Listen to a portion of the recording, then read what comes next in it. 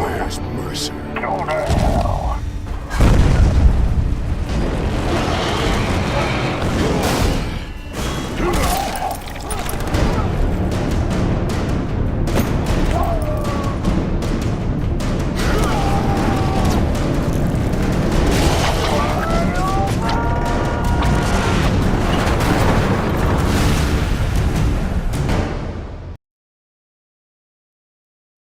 Hi, guys. Welcome back to the channel. In today's video I want to talk about the status of the video game Prototype 2. More specifically its canonicity to Prototype 1. I know that a lot of people have been let down by the second game. Mostly due to what it has been done to Alex Mercer. And how generic as villain he was. Not to mention the lack of reason behind his sudden change as character. But, what if I told you there is an actual explanation as to why the second game feels so different from the last? And, yes, I do know there are actually a handful of issues trying to convey Alex's sudden turn.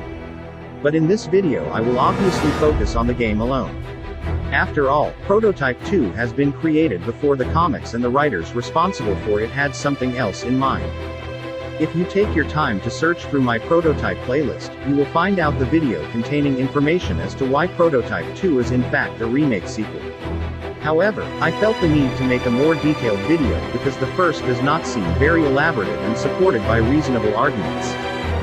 I have seen a lot of theories on the internet about the fact that Prototype 2 Alex Mercer is a clone, someone else, or that he gave up on the fight so he could consume Heller from within. All these theories are wrong when you analyze the lore of Prototype 2. I must admit, even I am guilty about it. That is if we accept the fact that Prototype 2 is a complete sequel. Which sadly it is not. Just like in my previous Prototype video. The biggest evidence that Prototype 2 is actually a remake of sort is the biological status of Alex Mercer. In the first game, Alex Mercer is revealed to be the Blacklight virus, which copied the real Alex Mercer down to genetic level. And in fact, it was the real Alex Mercer who unleashed the virus in the first place.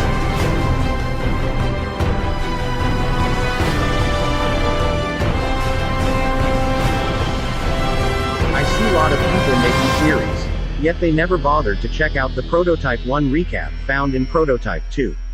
Well, it's here where you get all your answers. Let me show you the scene where Prototype 1 Alex Mercer's status as the Blacklight virus is changed to that of a mutant of sort like James Heller.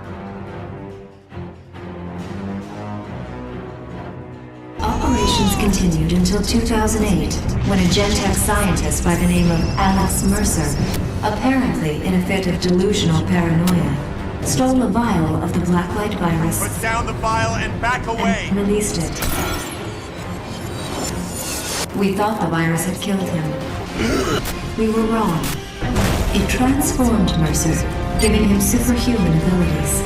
Mercer fought his way into Gentech and freed Elizabeth Green, Mother. Soon the outbreak encompassed the whole of Manhattan.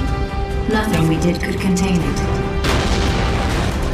We resorted to a nuclear solution, but Mercer interfered with our objective. He hijacked the nuke and destroyed it over the ocean. We assumed he was dead. Once again, we were wrong. End of initial briefing. Okay, so did you get it? If not, let me show you the important bits of the Blackwatch briefing. We thought the virus had killed him. We were wrong. Still not convinced? If you go and revisit the battle between James and Alex, you will see the fact that James has access to Alex's childhood memories. Memories that Prototype 1 Alex Mercer could never access because he was never the real Alex to begin with. Also not to mention that Blackwatch in Prototype 1 actually referred to Alex Mercer as an it or Zeus. Even Elizabeth's family name in Prototype 2 in the Blacklight briefing lacks the final E, compared to Prototype 1 Elizabeth's name. Now here is the biggest evidence. Alex Mercer's motivation in Prototype 1 and in the recap of Prototype 2. We know that Prototype 2 Alex Mercer no longer has the amnesia plot going on for him, unlike his Prototype 1 counterpart. So that poses the next question. Why would Alex steal the vial from Gentek and unleash it on the city? Well, this answer can be found exactly in the scene where James faces off Alex Mercer.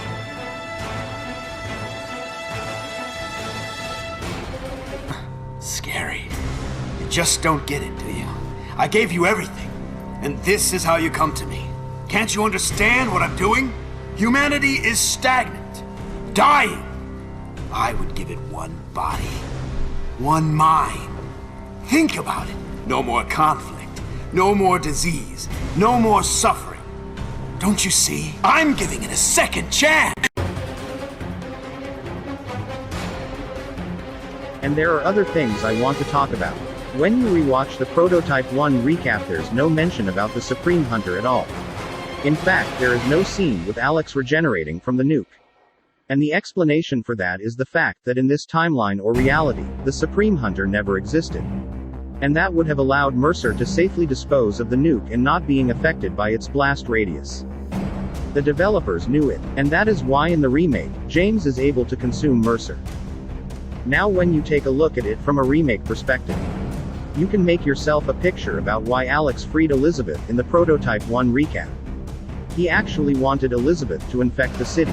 Notice that in the Prototype 1 recap, Alex Mercer's presence is not mentioned at all, even though in the first game he actually stopped her. This could only mean the fact that in the recap, Blackwatch alone fought Elizabeth and were successful in destroying her with blood talks. Let's talk about Dana Mercer now. In Prototype 1 she meets Alex. She helps him in the mission. She gets kidnapped by Elizabeth because she wants her to become her successor or another Hive Queen. The key to that is due to the fact that in Prototype 1 she was actually in a coma. That could only mean the fact that Elizabeth's strain was slowly altering Dana's DNA. So, if Alex Mercer in Prototype 2 never experienced amnesia because he is more or less a mutant like James Heller, that means he would not need a reason to find Dana. And that would explain as to why Dana suddenly appears in Prototype 2. Because she was never kidnapped to begin with. And this is the last point I am going to make. The nature of the Blacklight virus. In the first game we are told the fact that the Blacklight virus is too deadly and lethal for it to spread like Elizabeth's viral strain. And the only reason Alex is the way he is due to him being the incarnation of the Blacklight virus. While in Prototype 2 the Blacklight virus is capable of spreading itself via Alex Mercer throughout the city. By Prototype 1's logic, James would have died when he was infected by Mercer, and not become an evolved. Despite all this, James Heller's resilient DNA still does not have an explanation. And even as a loose remake, it is still a plot hole in the Prototype franchise. I searched on the internet to find something similar to resilient DNA. And I could not find anything similar. But if we go on by standard definitions, DNA is a self-replicating material that is present in nearly all living organisms as the main constituent of chromosomes. It is the carrier of genetic information. And resilience in this context would be the ability of a system or organization to respond to or recover readily from a crisis or disruptive process. Short version. The reason why James was able to resist Alex's consumption is due to something in his DNA that allowed him to reject Alex. There is no other reason than nature works in mysterious ways. If you took your time and analyzed this scene carefully, you would have realized that Mercer was able to partly make connection with Heller's DNA when he was able to access Heller's memories with Maya. As to why Heller and his daughter had resilient DNA, well, my best guess is that Heller and his family were part of a secret project of Gentek that caused minor changes in their DNA to withstand viruses. But the project was half successful when Alex at some point hampered Gentek's project, unknowing they partly succeeded in delivering an antiviral solution to the Blacklight virus. Thank you for watching this video. If you have any suggestions, please let me know in the comment section.